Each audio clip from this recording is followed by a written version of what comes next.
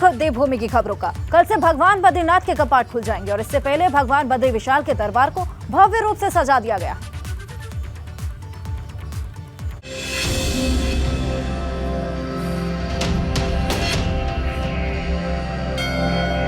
सज गया भगवान बद्री का दरबार।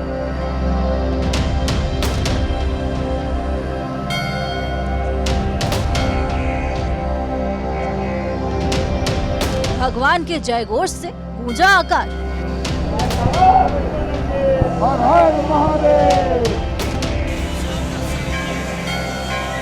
विष्णु के द्वार भक्तों की लंबी कतार।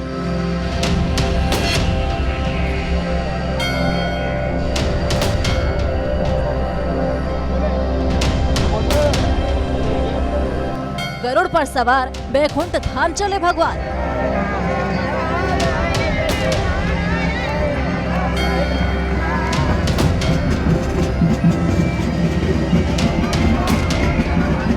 आज शाम डोली पहुंचेगी धाम।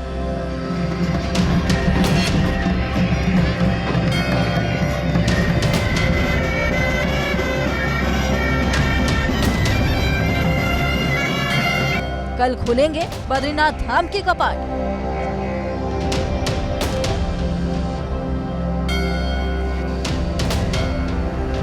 जय जय बद्री विशाल, नारायण की महिमा अपार।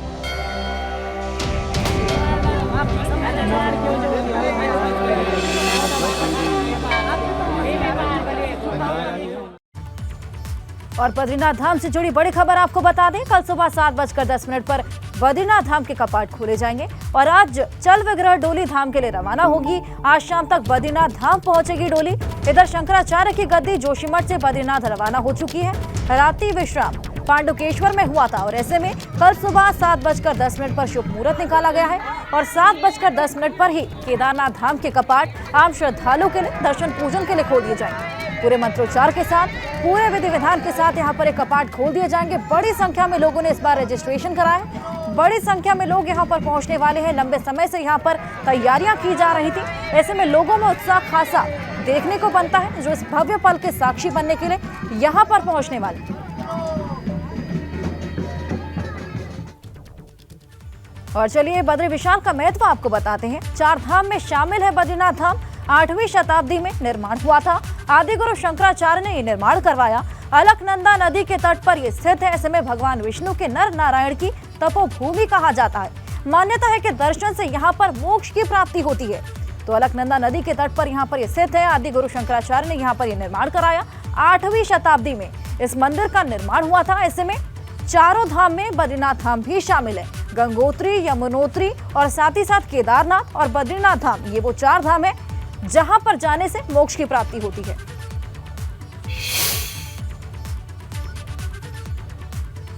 और बद्रीनाथ धाम के कपाट कल सुबह 7:10 पर खुलेंगे, लेकिन इससे पहले मंगलवार को 6:20 पर बाबा केदारनाथ के कपाट खुले। साथ ही अक्षय तृतीया के मौके पर 22 अप्रैल को गंगोत्री और यमुनोत्री के कपाट खुले थे।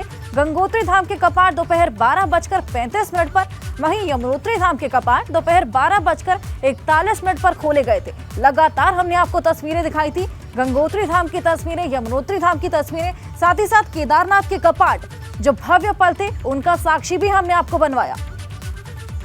और ऐसे में भारी बर्फबारी वहां पर देखने को मिली थी, लेकिन उसकी वजह से श्रद्धालुओं में उत्साह बेहद कम नहीं हुआ था। तो ऐसे में बड़ी संख्या में इस बार 4 धाम यात्रा के लिए लोग पहुंचे हुए हैं। हमारे सहयोगी विनोद हमारे साथ लगातार बने हुए हैं। बद्रीनाथ धाम से इस बार वो हमारे साथ जुड़े हैं। विनोद, क्या तैयारियां वहां पर देखने को मिल रही है? डोली अभी कहां पर पहुंची है?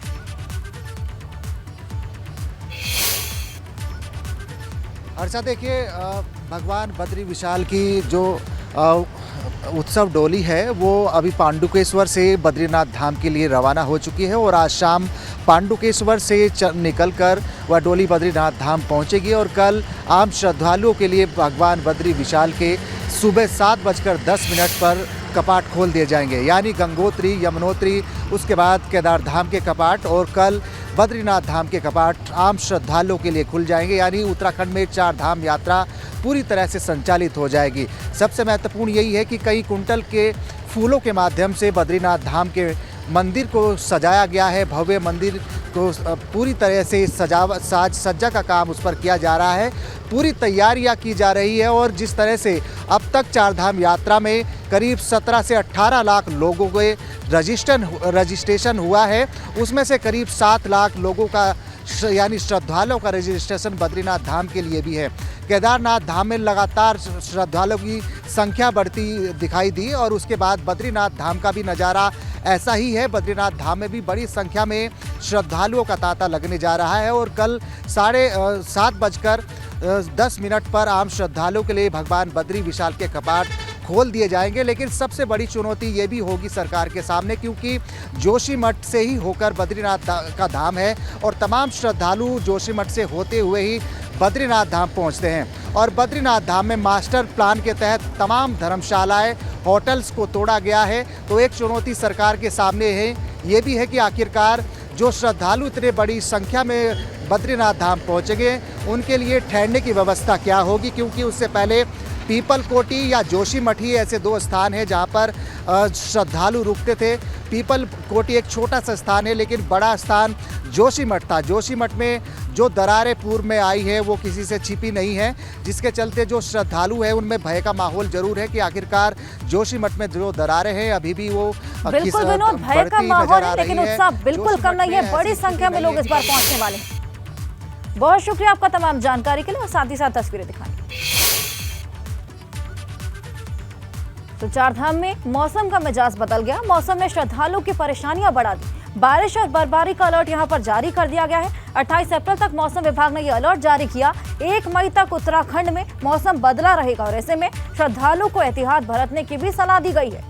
तो 1 मई तक बताया जा रहा है कि मौसम ऐसे ही बदला रहेगा और बारिश और बर्फबारी के आसार लगातार 1 मई तक बने हुए हैं और इसी को लेकर 28 अप्रैल तक का मौसम विभाग ने अलर्ट जारी कर दिया है।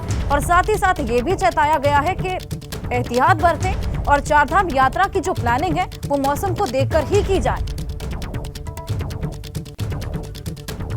तो इन मौसम की वजह से श्रद्धालु की परेशानी बढ़ी है।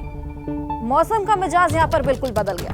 विनोद हमारे सहयोगी हमारे साथ बने हैं, माफ कीजिएगा, रवि केंतुरा हमारे साथ जुड़े हैं। रवि, मौसम ने श्रद्धालुओं की परेशानी यहां पर बढ़ा दी है। लगातार बर्फबारी और बारिश देखने को मिल रही है, जिसकी वजह से व्यवस्थाएं भी चरमरा गई थी। तो जो लोग चारधाम यात्रा के लिए प्लान कर रहे हैं वो क्या कुछ मौसम के हिसाब से अपने मन में रखें?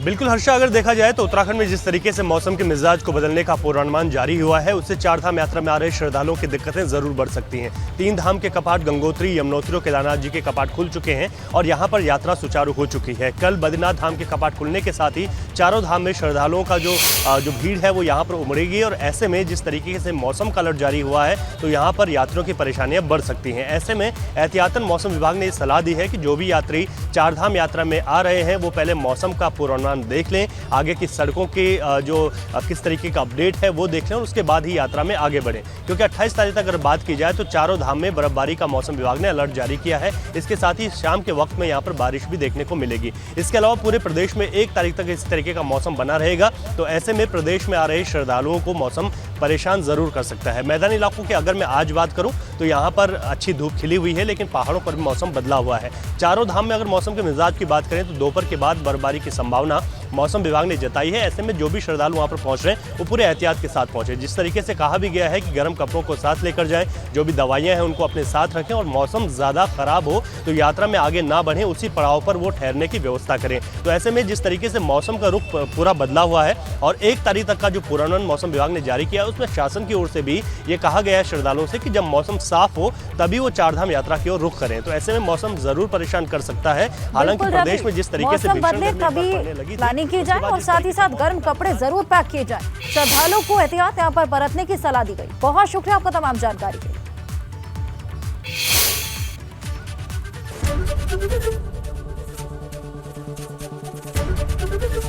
एबीपी गंगा, खबर आपकी, जुबान आपकी।